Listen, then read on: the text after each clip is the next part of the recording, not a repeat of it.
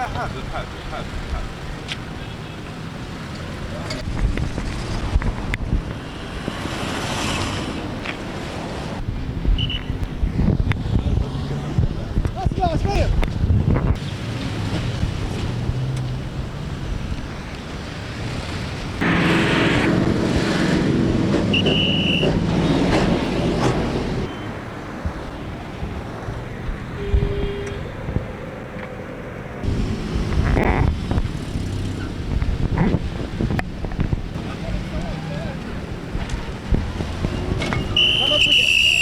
طبعا عندنا احنا مناسبة أسبوع المرور العربي الموحد واليوم العالمي للمرور.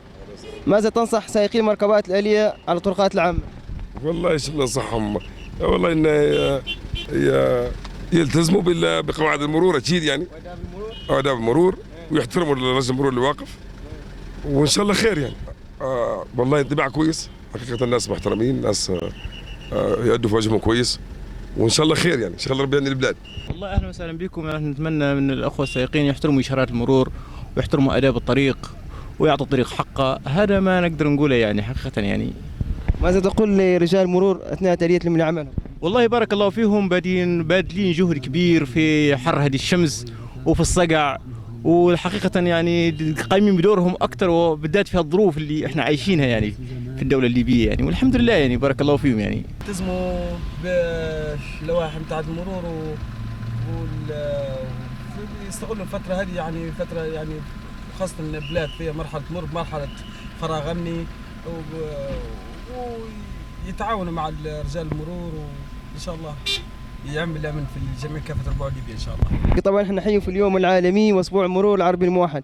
ماذا تقول سائقي المركبات الآلية على الطرقات العامة؟ ما شاء الله بارك الله فيك. معنا عليكم معنا بتفتيش السيارات الذي كان ما تحملش اللوحه المعدنيه، هذا يجب على رجال المرور، هذا الزام صاحب المركبه ان يعلق رقم المركبه باش يعني تفادي عن من المشاكل والمعنى بالنسبه حتى الحوادث. اذا واحد دار الحادث من يهرب، إذا ما تقدر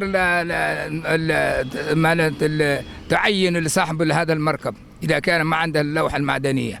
أتمنى من كل مواطن سائق أن يحترم إشارات المرور ويتعامل مع رجل المرور بأنه رجل يعمل على حفظ الأمن والسلامة في الشوارع وفي المدن والمحافظة على صحة المواطن. وما انطباعك على رجال المرور أثناء تأديتهم لعملهم؟ مشهد رائع أن احنا نرى رجل المرور في الشارع يؤدي عمله في سبيل خدمة المواطن والمواطن. شكرا بارك الله. بمناسبة اليوم العربي للمرور واليوم العالمي للمرور، نتمنى لسائقي المركبات الآلية على الطرقات العامة أن يلتزموا بقواعد الأمن والسلامة. باسم مديرية أمن مرزق، ضباط وضباط صف وأفراد، نهني الشعب الليبي وكافة أحرار العالم بمناسبة أسبوع المرور العربي واليوم المرور العالمي.